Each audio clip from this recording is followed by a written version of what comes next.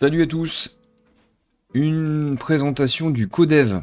Donc le codev, c'est une technique de travail en équipe.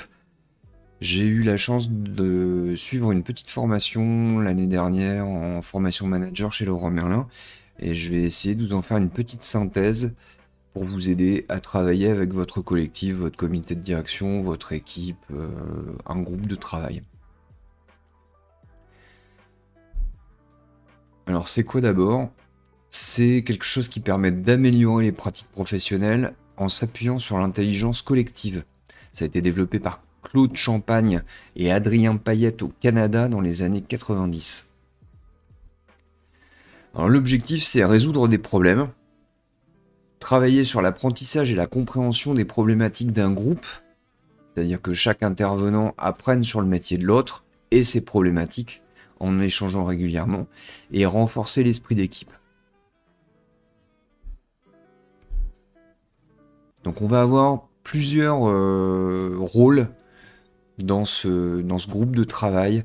On va avoir le client qui vient avec sa problématique et le sujet qu'il veut traiter. Les consultants, donc qui sont les membres de l'équipe qui vont poser des questions, aider le client à analyser sa situation et trouver des solutions. Et on a l'animateur qui va rappeler les règles du jeu et s'assurer que tout est fait dans les règles.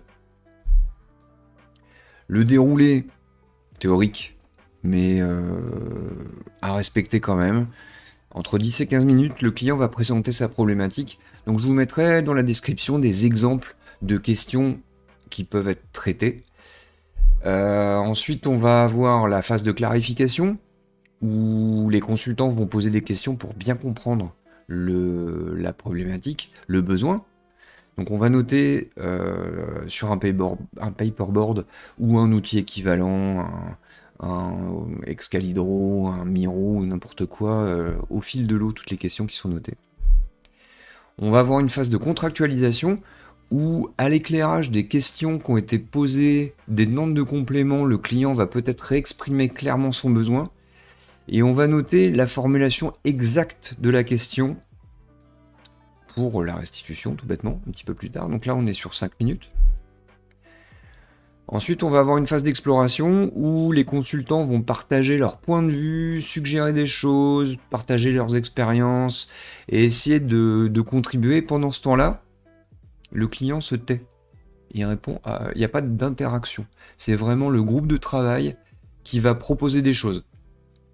On va noter au fur et à mesure les pistes, et donc on aura une personne dans le groupe, soit de l'animateur s'il arrive à le faire, soit une personne tierce qui va noter tout ce qui est proposé.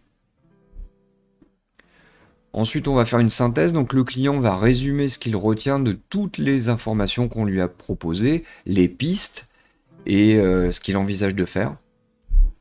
Et en dernière étape, on va faire un retour sur expérience où chacun va exprimer ce qu'il a compris pendant la séance, donc que ce soit le client ou les consultants, et de pouvoir faire une évaluation de la séquence pour voir ce que ça a apporté à chacun. Donc ça permet d'échanger autour d'une problématique et de faire grandir le groupe.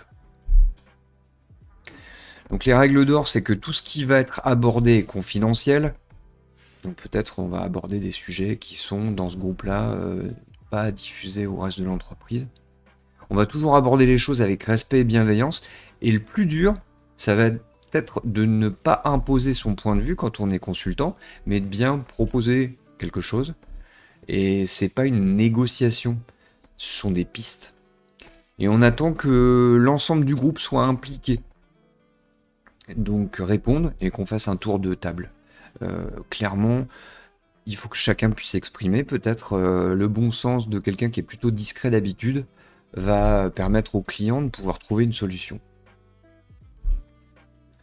Donc ce que je vous suggère, c'est éviter des séparations. Donc là, j'ai représenté mes petits intervenants en cercle. Ne les mettez pas derrière des bureaux ou dans un U avec le client qui est debout. Ça fait un peu tribunal, donc on va éviter cet effet-là. Et essayez de faire respecter le fait de couper les téléphones. Demandez aux gens d'être bien attentifs et de pas faire autre chose. Donc éviter les PC ouverts en discussion instantanée, spécialité WorkChat.